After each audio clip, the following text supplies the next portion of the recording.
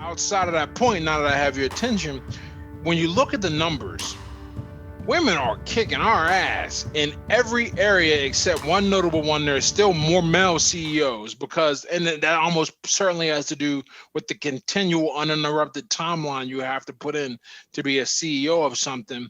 But in terms of graduation rates from high school and college, bachelor's degrees, no, I mean higher level degrees, masters and PhDs, entry level employment, they're killing us, and no one wants to talk about that. It's no longer a thing about equality. It's about where are we not winning and how can we win there, and where we already are winning, how can we destroy and dominate. And what I mean by the first thing is there's this huge movement to try and push girls, more women into the T and the E of STEM, technology and engineering, right?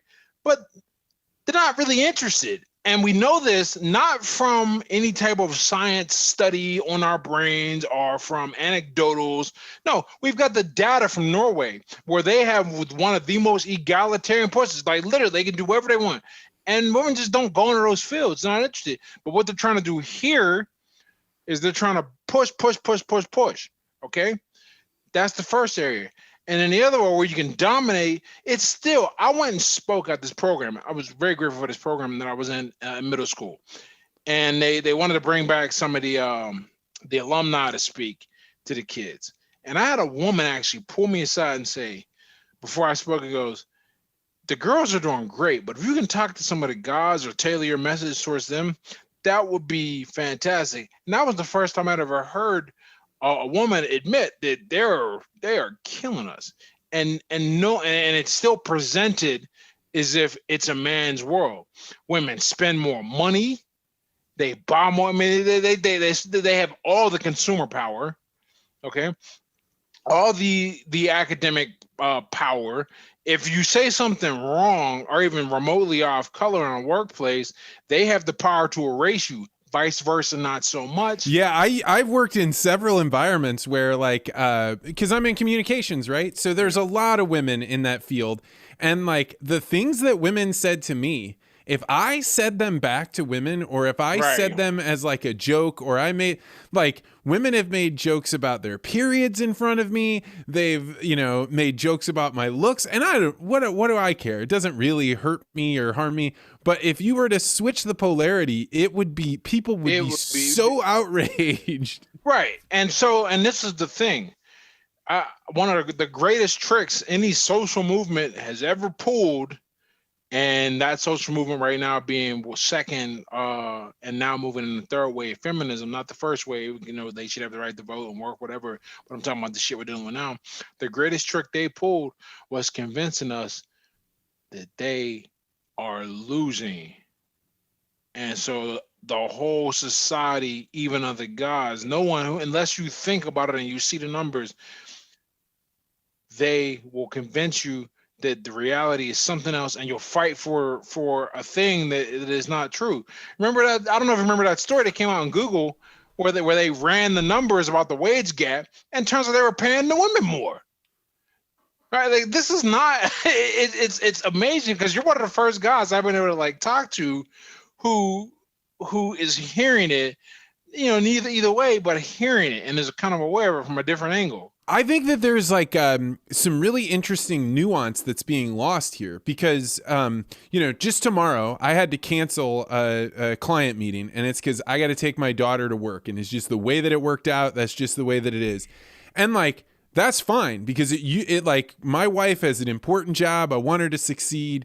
That's fine. And women do have challenges. Like if you're going to try and breastfeed a baby and you want to make it so the baby for the first year of its life is breastfed, the woman has to get up at 3 a.m. and feed that baby. And then if you're expecting her to go to work and still be in top form, that's a real challenge. And if we do want women in leadership positions that they've earned, not that they've been given because it's some HR policy, then you got to make some sort of accommodations for that. And before I had a child, I really didn't understand this, but I don't know how you solve this problem, but you certainly don't solve it by shoving it down people's throats, because that's what it feels like is going on. It feels like people are saying men are all bad. We need, like I saw the other day I was flipping through LinkedIn, and a place that I used to work at had post after post after post of people standing with their photos like this. I kid you not. And they were all taking a pledge for gender equality. So it is just like post after post of people being like, and I was like, this is bizarre. This is like insane. It's very odd. It's and it's stripping out all the nuance. It's making it so we aren't having legitimate conversations where we're talking about people that do need to breastfeed shouldn't be knocked out of in the environment. But you also don't want to promote people just because they have two X chromosomes. But if we can't have this conversation, we're only going to be in that exact situation where you were talking about, where we're not going for a draw, we're going for defeat. Which is kind of what you have to do, because people are really bad at nuance, and I think some of it's intentional. Is in if you simplify an argument to a binary or a digital as opposed to a gradient or analog, then you force someone to make a decision, and if there's only one right decision from a politically correct standpoint, well then you win. So I think there is some intentionality there, but another part of it is that that's a very complex argument, and there's many moving pieces to it, right? Like the whole idea of like I'm a huge fan or whatever that I don't know the term off the top of my head, but the idea that women should have a fairly at least way longer than they have now in the United States, paid time off when they have a child, maternity leave. But it's just maternity leave. I thought it was something else. Yeah, the maternity leave should be way longer. Okay, and the little policy like that, you know, that little change does. That little change takes the sting out of having kids early or having more than one kid. So maybe we get above replacement levels, okay? And people start reproducing. But the way it works right now, because everything is like a battle and no one can sit down and really have these conversations, certainly at least not people that matter who can do something about it, then it's one or the other. And the other thing I've learned too is that people are really bad at second and third order consequences and reactions. Like right there, that was very easy for me to think, okay, well, if there was a longer maternity leave, then you make it more likely that people will have more kids and have them earlier, because no longer it's about choosing career or kids, it's both. So I'm sure you've heard of the company Monsanto. Yeah, the food, I mean, or not food, but the seed. Ag company, yeah, seeds. So I used to work there, and they no longer exist. They were purchased. But one of the things that they did, and they actually had a very strong record of women being in definitely middle management, middle upper management, is that they had on-site childcare. And what this enabled moms to do is to bring their kids to work, drop them off, and then when they wanted to do things like breastfeed, they could actually stop by and do this.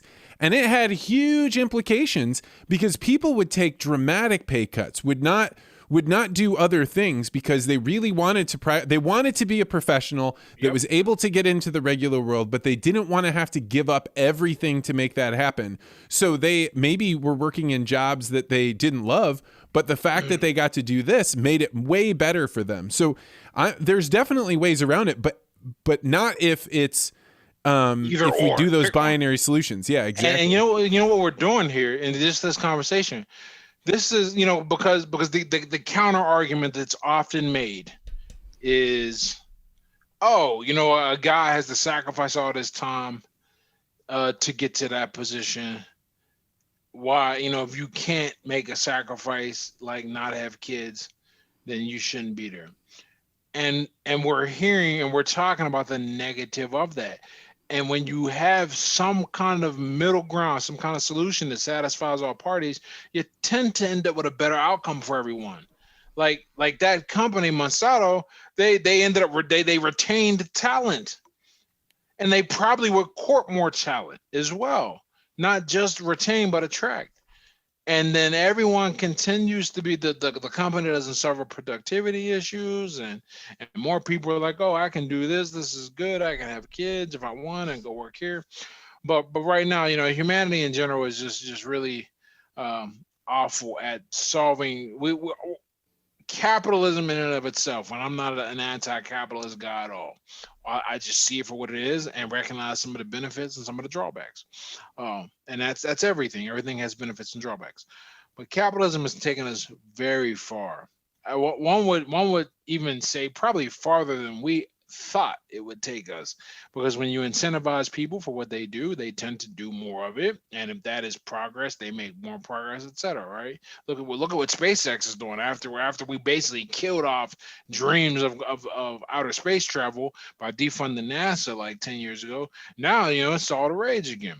But the capitalism, Elon Musk said, I'm going to take my money and spend it here.